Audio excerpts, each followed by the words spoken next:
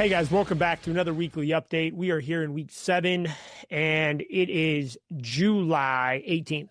We are recording this on Friday morning and it's been a heck of a week. So quick update on this week. We went out to North Carolina for the Leanscaper event hosted by Mark Bradley and his team. Took out Jeremy Ross, who is the VP of construction at K&D, Tony Battistella, who many of you guys know, Director of Growth at K&D, and Drew Etling, who's my executive assistant at K&D.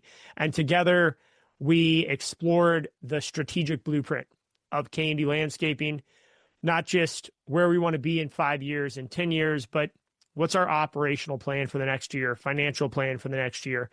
And I gave a keynote on day 2 about sweat equity. Sweat equity, for me, is this concept that through hard work, grit, and determination, we can create generational, life-changing money within our landscape industry businesses. So the talk kind of sat across a few platforms or a few pillars, if you will.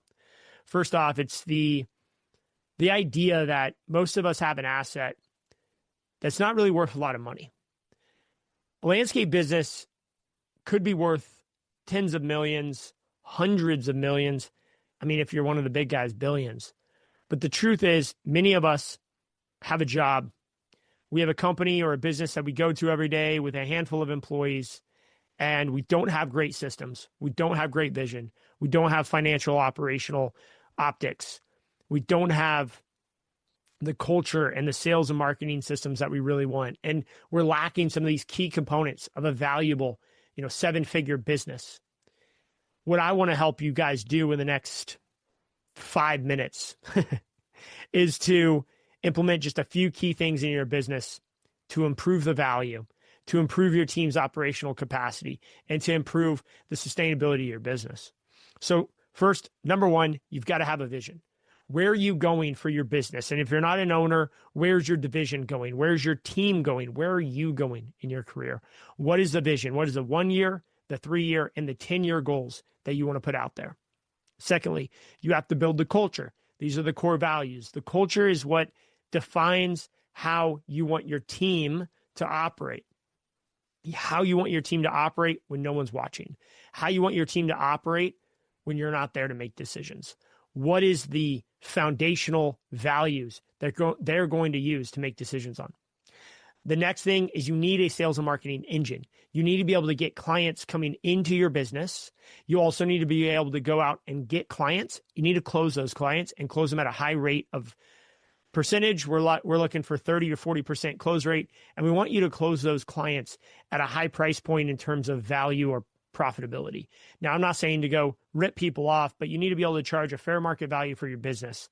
A lot of landscapers take the approach of, hey, if I'm the cheapest, then I'll be able to sell business and I'll be good. But you don't want to be the cheapest. You want to have a fair market value or a little bit above that, and you want to drive value for your clients and continue to get sales even at that higher price point. The next thing that's absolutely critical is operational process. You need to have processes and directions, SOP. How do you do everything in your business? How do you dispatch the crews in the morning? How do they clock in and out of jobs? How do you job cost? I'm not going to go down that road because there's so much that I could go into, but it's an incredible opportunity to systematize your business. After that, you need to know the financials and the optics of your business. Financial optics is how I say it. You need to be able to see the financials, your profit and loss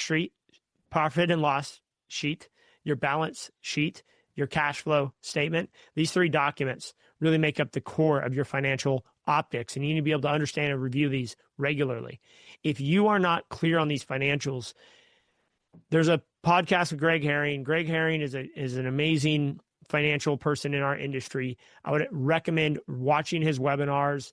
I did a webinar with him. He's done some others that really walk through the profit and loss sheet.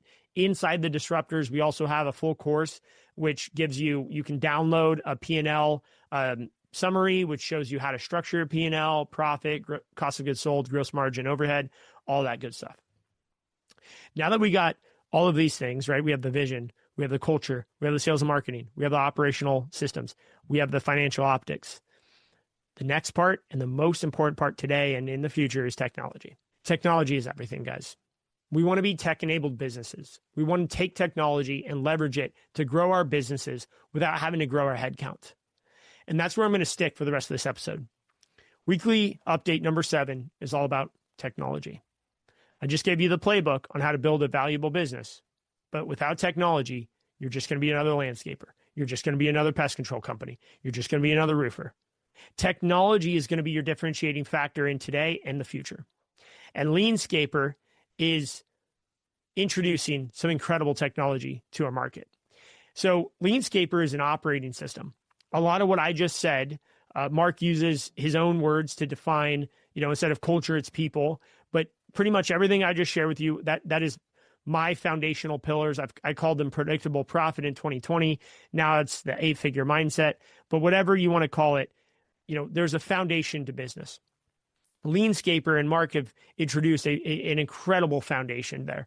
And I would highly recommend going and looking at that.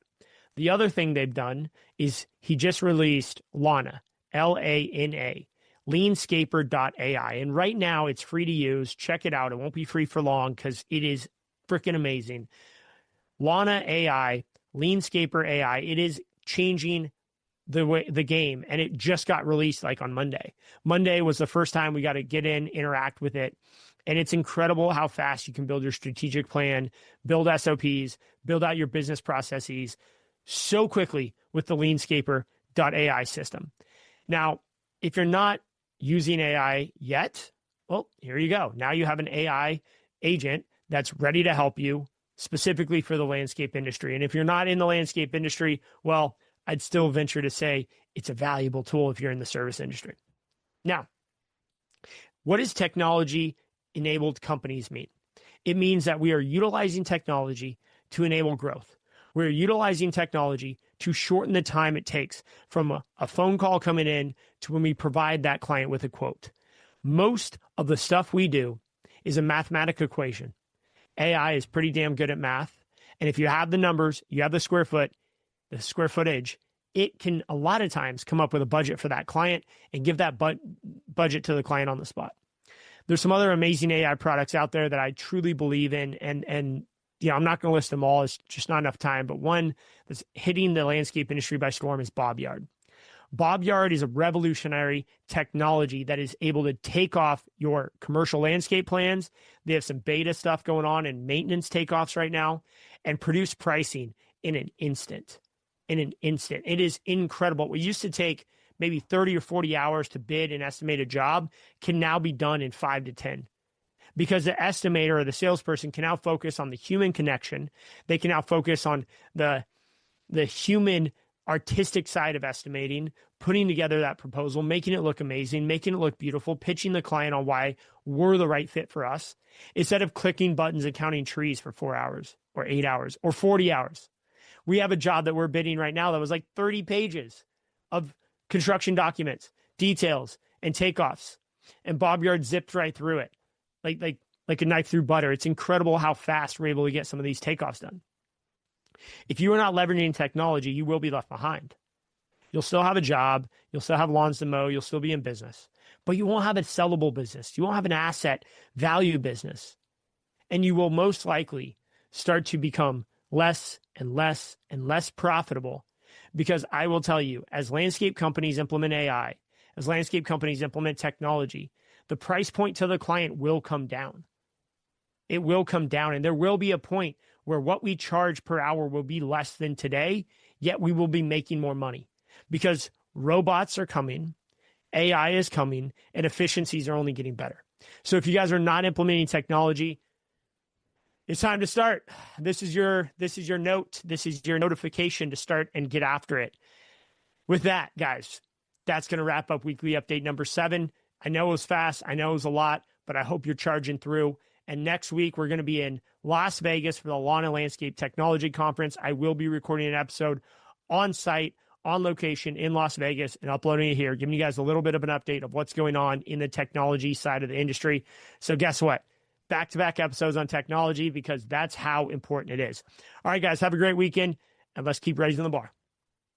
Thanks for tuning in to Trades Talk, where the next generation of disruptors comes to raise the bar. If you got value from today's episode, share it with someone in the trades who's ready to level up.